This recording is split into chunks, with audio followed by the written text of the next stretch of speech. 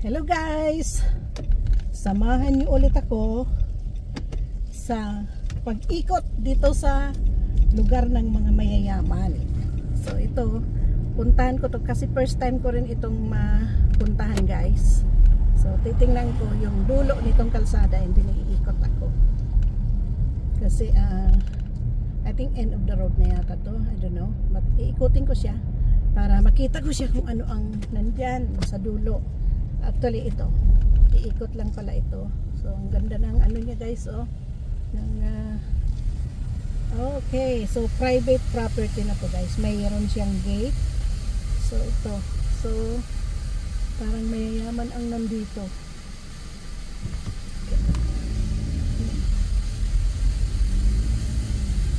Ayan. So ito. Itong kondong ito guys, mayayaman ang nakatira dyan. Yan ako pumunta. Meron akong minute na ano na tenant. Pero yun ba na ang renta nila for a month there is ano, nasa kung sa Philippine peso per month parang nasa 600,000. Almost ang iba nga daw yung pinakataas na yung, kasi dito the more na tumataas ang building, ang condo, the more na nagmamahal ang presyo. So sa taas nga daw niya is nasa 1.2, kung baga sa atin is 1.2 million na. So na parang nasa 26,000, 27,000 here. Yun ang mga mayayaman dito. Ang iba, wala na talaga silang sariling bahay, kundi sa kondo na lang sila. Kasi nga, pag nasa kondo ka, ang kaibahan, wala kang iisipin na magpa-repair, wala kang iisipin na mag-mow ng damo, maghalaman, kasi meron kang binabayaran sa kondo ng ano. Meron kang binabayaran na condo fee every month, so lahat ng services is andyan na. So meron na kayong gym, meron na kayong pool, basta may mga ano na, may recreational spot na pwedeng gamitin ng mga tenants, kaya mas maganda nga talaga. Kaya lang, kung magti-trim down nga ako, kukuha pa kami ng condo, hindi na, kasi magre-retire na guys. Mahirap yung mag-retire ka na may utang, kaya yun ang ano natin, pinag-iisipan. Kasi madaling makakuha, kaya lang ang pagbayad kung matanda na tayo, saan tayo kukuha? Siyempre pension na lang ang inaasahan, di ba? So kung ako'y magretiro, uuwi ako sa Pinas, kasi sa pension ko is at least buhay na ako, kaysa dito ko pa yung pension. Kasi kung may mortgage ka dito, hindi mo enjoy yung pag mo, kasi nga babayaran mo yung mga monthly.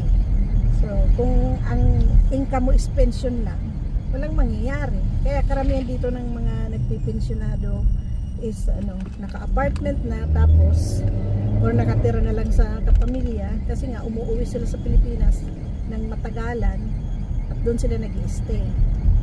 So itong lugar na to guys is napakaganda, napakatahimik. Yan siya, walang traffic. Kaya lang hindi siya masyadong magandang tingnan guys ang panahon, kasi makulimlim. Yun. Ano siya, tahimik na lugar ito guys.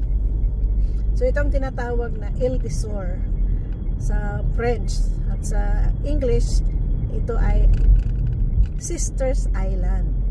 Yan, ito ang ibig sabihin ng Île d'Isère, Sisters Island. Napakatahimik. Ayan, greenery siya, maraming kahoy. Napakatahimik na lugar dito.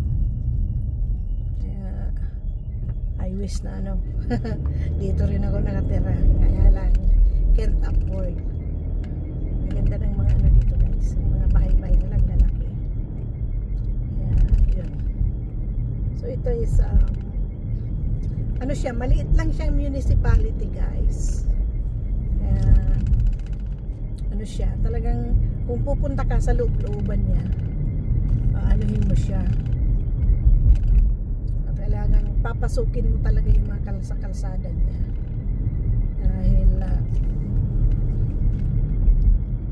siya. Nasa sulok-sulok ng ano. Maliit nga siya pero ang tabi niya guys is ano, lake. Yun ang kagandahan dito. Yan yung mga bahay dito, bahay-bahay dito na nasa tabi ng lake. Yun ang mga mahal ang bintahan din. Kasi may ano sila, yung pwede silang may gagawan sila ng ano doon. Pwede nilang ano, alam mo yung may mga boat. Yun, yung kagandahan pag malapit sa lake. Kasi na-enjoy talaga nila yung summer. Mayroon silang mga speedboat. Kaya yun. Minsan nakaano na ako ng mga speedboat. Nakasakay na ako ng ano. Kasi noon may kakilala kami na may speedboat. At sinakay kami. Kaya yun. Nag-ano kami. Nag-ikot kami sa lake. Ang ganda.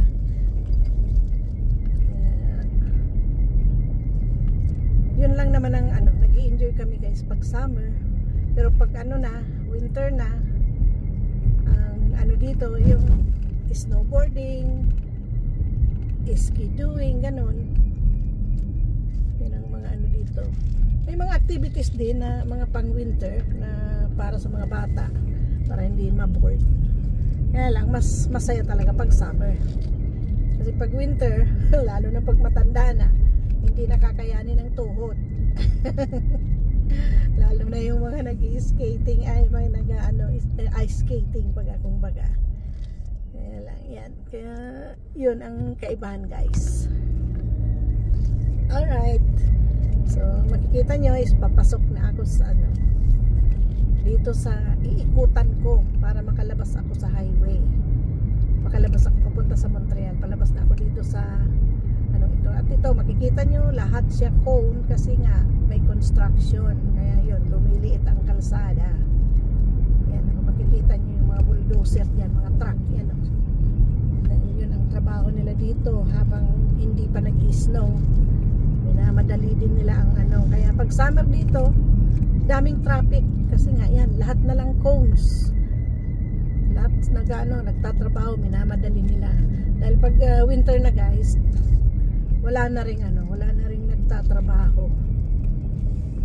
Ayun, so iikot ako para makapunta ako sa itong kalsadang ito guys. Pag hindi ka marunong dito, mawawala ka. Para makaikot ako sa highway, papasok ako dito sa ano, itong ano nito, pag mamali ka, iikot ka lang, mawawala ka. So yun, pumasok ako sa maliit na ano para makalabas ako sa ano, sa highway. So ito palang building na to guys na parang may tulay. Ito ang Bell Center. May mga ano diyan, may mga nagtatrabahong mga ano, anong tawag diyan? Yung karamihan na work sa Pilipinas, yung mga nagsasagot ng mga tawag-tawag. Yan ang ano nila dito, madami dito. Yan ang building nila, yan ano, yung parang may kulay blue. Nako, 10 West Detour, ayan, nako, Detour. Kaya pala kami pumasok dito dahil Detour. Ayan. So ito, para makalabas kami sa highway, kailangan kaming pumasok dito sa maliit na ano, parang maliit na subdivision para makalabas kami sa highway. Kasi nga, puro Detour.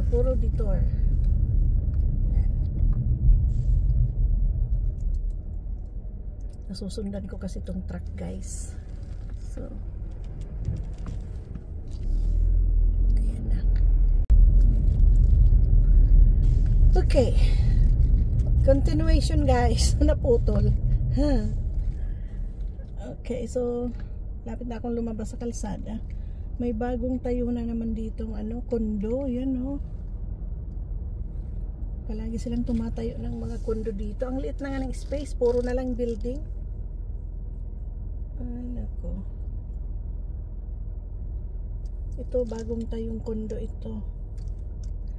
Ang liliit ng kondo dito guys. Yung ano, mga kwarto nila talagang magkasya lang yung kama tapos may malakaran ka sa side. Kasi nakapasok na ako ng ano dito, ng ilang kondo dyan dahil yung amo ko may ano sila dyan, may pinaparintahan, estudyante ang nagre-rent. Tapos pag umalis yung estudyante, tingnan ko siya, i-check ko yung kanilang mga appliances kung hindi nasira, kanilang sopa, kasi nga fully furnished yung ano guys, fully furnished yung mga ano nila dito, gamit, ay yung kondo pag nirentahan. Kaya i-check yan pag lumalabas sila, kasi kung may sira, babayaran nyo ng mga nakatira. Kung yung wall dinamage, kasi meron mga ano din dito, mga pasaway na pag iniwan yung kondo, malinis na kinuha, maganda yung mga ano nila, appliances, pag umalis sila, sinisira. Kaya yun, kaya nga may deposit, para may masira man, hindi man sila magbayad, at least meron ng kapalit. Ganun dito guys. Nasa crossing ako. Kasi itong taas na yan guys, yung makikita nyo may bakod-bakod, yan ang istasyon ng tren. Diyan dumadaan ang tren sa anong yan, sa taas na yan, makikita nyo. So ngayon, nasa crossing ako para makalabas sa downtown. Yan.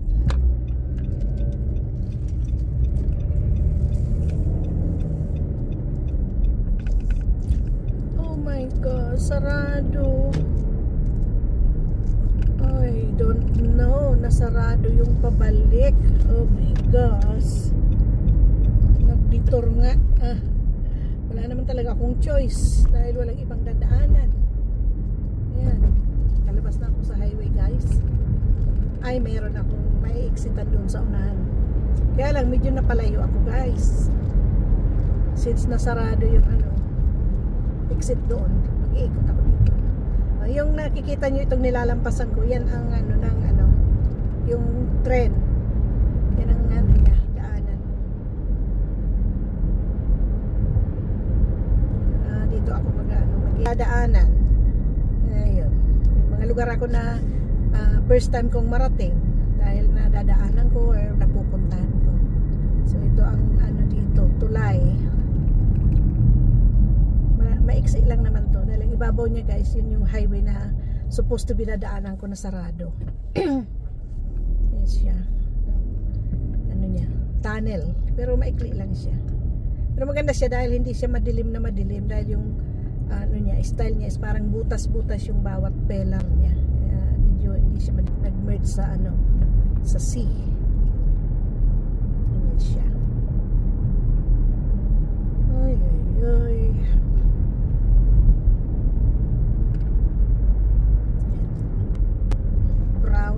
Gray, something yan.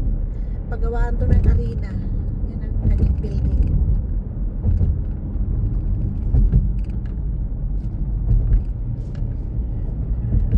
Mahirap itong exit na to. Biglang naglusot yung ano mo, aksidente. Dapat mag-slow down sila.